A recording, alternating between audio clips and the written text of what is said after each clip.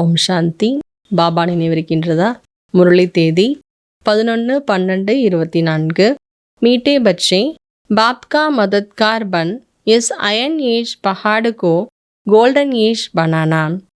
पुरुषार्थ कर नई दुनिया के लिए फर्स्ट क्लास सीट रिजर्व करानी है. பாபா சொல்கிறாங்க, இனிமையான குழந்தைகளை, பாபாவுனுடைய உதவியாளராகி இந்த அயன் ஏஜ், இந்த இரும்புக்கு சமமாக இருக்கக்கூடிய மலையை கோல்டன் ஏஜாக ஆக்க வேண்டும், தங்கமாக ஆக்க வேண்டும். முயற்சி செய்து புது உலகத்தில் ஃபர்ஸ்ட் கிளாஸ் சீட்டை ரிசர்வ் பண்ண வைக்கணும்.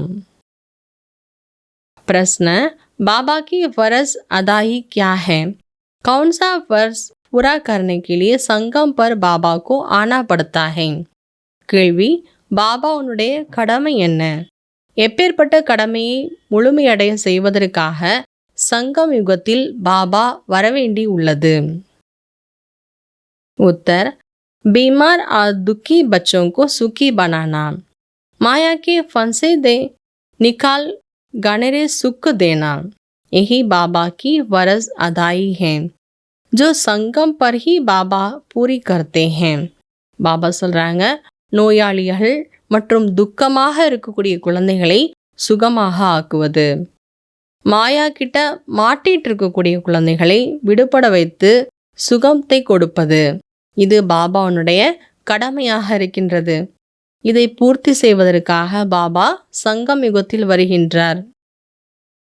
பாபா कहते हैं, मैं आया हूँ तुम सबका मर्ज मिटाने, सब पर कृपा करने, आप पुरुषार्थ कर 21 जन्म के लिए अपनी ऊंच तकदीर बना लो. பாபா சொல்றார், நான் வந்திருக்கின்றேன் உங்கள் அனைவருடைய துக்கங்களை போக்குவதற்காக, அனைவர் மீதும் கருணை காட்டுவதற்காக வந்திருக்கின்றேன். இப்பொழுது முயற்சி செய்து 21 ஜென்மத்திற்காக தன்னுடைய உயர்ந்த அதிர்ஷ்டத்தை உருவாக்கி கொள்ளுங்கள். கீத் போலாநாத் சே நிராலா. பாடல், கள்ளம் கபடமற்றவர், தனிப்பட்டவர். ओम शांति.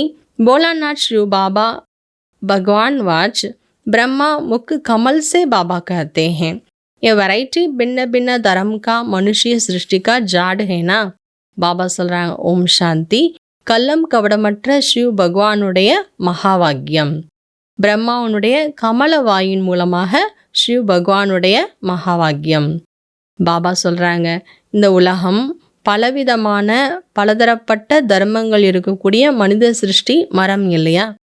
इस कल्प वृक्ष अथवा सृष्टि के आदि मध्य अंत का राज बच्चों को समझा रहा हूँ.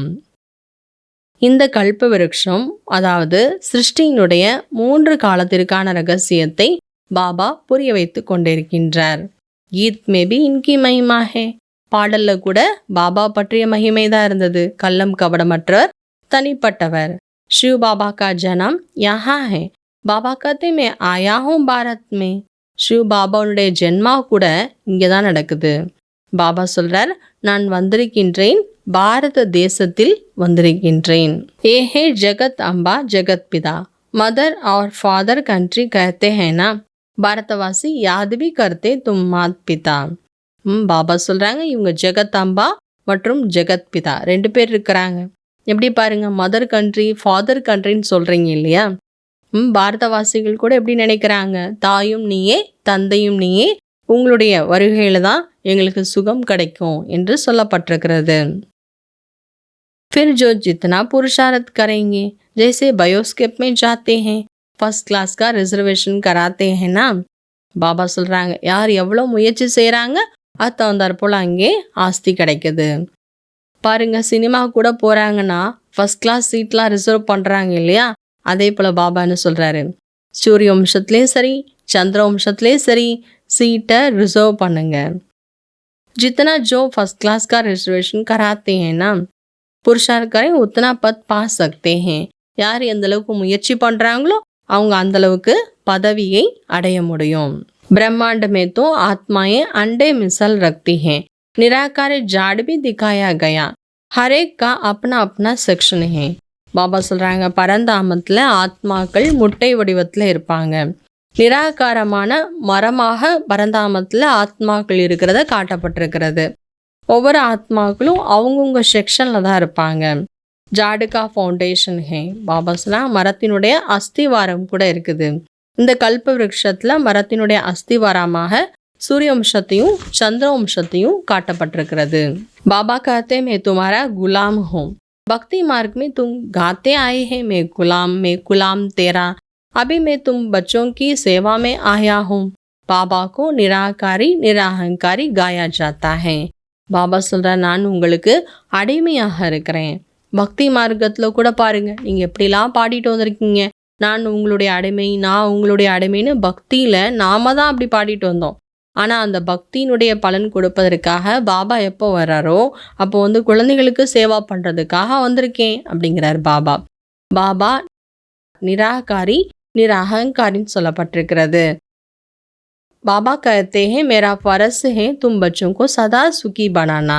பாபா சொல்ற, என்னுடைய கடமை குழந்தைகளாய உங்கள் அனைவரையுமே எப்பொழுதுமே சுகமுடையவராக ஆக்குவது.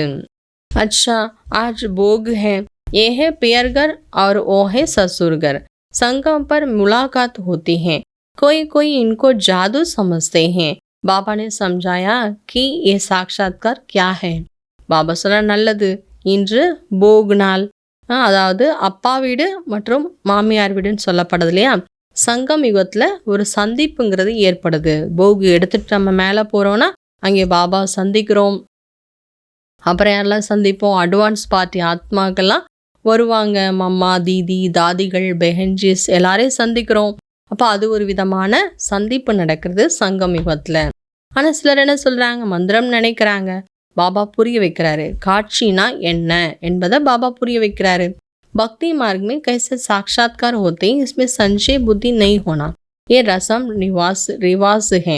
शिव बाबा का भंडारा है तो उनको याद कर भोग लगाना चाहिए. योग में रहना तो अच्छा ही है, बाबा की याद रहेगी. अच्छा, பாபா சொல்கிறாங்க, பக்தி மார்க்கத்தில் பாருங்க எப்படி காட்சியெல்லாம் கிடச்சிது. அதை யாரும் சந்தேகமாக சொல்ல, இன்னாருக்கு காட்சி கிடச்சிது, இந்த தெய்வம் காட்சி கொடுத்ததுன்னு சொல்லப்பட்டது.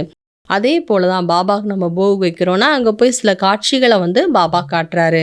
இது ஒரு பழக்கம் தான், பக்தியினுடைய ஒரு பழக்கம் தான். ஆனால் சிவ பாபாவுடைய பண்டாரா, அவருடைய நினைவுல இருந்து நாம பாபாவுக்கு போக் நாம வைக்கணும்.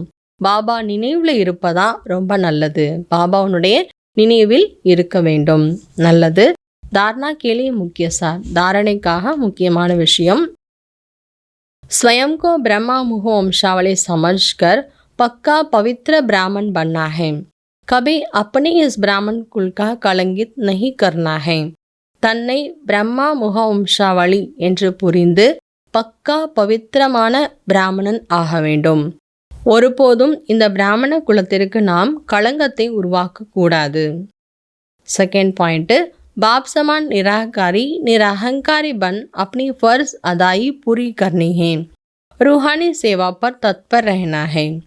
பாபாவுக்கு சமான் நிராகாரியாக நிராகங்காரியாக ஆகி நம்முடைய கடமைகளை முழுமையாக செய்ய வேண்டும். ஆன்மீக சேவையில் ஈடுபாட்டுடன் இருக்க வேண்டும். वरदान, स्नेह की शक्ति से माया की शक्ति को समाप्त करने वाले சம்பூர்ண ஞானி பவ. அன்பின் சக்தியினால் மாயாவின் சக்தி சமாப்தி செய்யக்கூடிய முழுமையான ஞானி ஆகுங்கள். ஸ்நேகமே சமானாகி சம்பூர்ண ஞானி, அன்பில் கலந்து விடுவதுதான் முழுமையான ஞானம். स्नेह ब्राह्मण जन्म का वरदान है. संगम पर स्नेह का सागर स्नेह की हीरे मोतियों की तालियां भरकर दे रहे हैं, तो स्नेह में संपन्न बनो. அன்பு பிராமண இந்த ஜென்மத்தினுடைய வரதானம். சங்கம் யுகத்தில் அன்பு கடல் பாபா அன்பினுடைய முத்துக்களையும் வைரங்களையும் தட்டுக்களில் நிரப்பி பாபா கொடுத்துட்ருக்கிறாரு. அதனால அன்பில் நிறைந்த ஆத்மா, சம்பன்னமான ஆத்மா ஆகுங்கள். स्नेह की शक्ति से परिस्थिति रूपी पहाड़ परिवर्तन हो पानी समान हल्का बन जाएगा. அன்பினுடைய சக்தியினால் குழப்பமான பிரச்சனைகள் கூட, மலை போல இருக்கக்கூடிய விஷயம் கூட தண்ணீருக்கு சமான் லேசாக ஆகிவிடும்.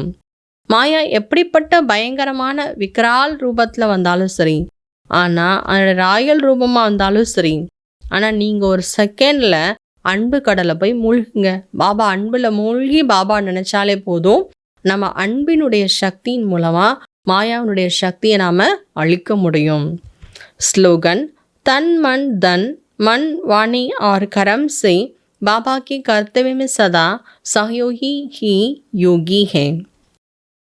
ஸ்லோகன்: உடல் மனம் பொருள் எண்ணம் சொல் செயலால் பாபாவுடைய கடமைகளில் நாம் சகயோகியாக இருப்பதுதான் யோகியாக இருப்பது. நம்முடைய எண்ணம் சொல் செயல் உடல் மனம் பொருளால் பாபா என்ன காரியத்தை செய்ய வந்திருக்காரோ அதுக்கு நாம் உதவியாளராக இருக்கிறதே யோகிதான்.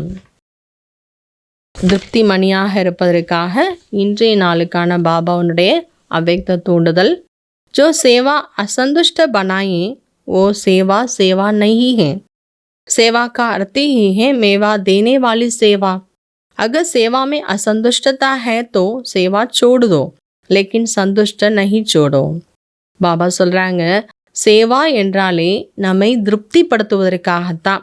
ஆனால் ஒருவேளை சேவையில் அதிருப்தியாகவே ஆகிறீங்கன்னா அது சேவையே கிடையாது.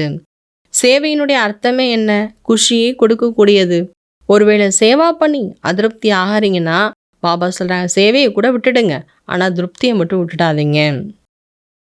சதா ஹத்துக்கி சாஹனா சே பரே சம்பன் ரஹோ தோ சமான் பன் ஜாயேங்கே.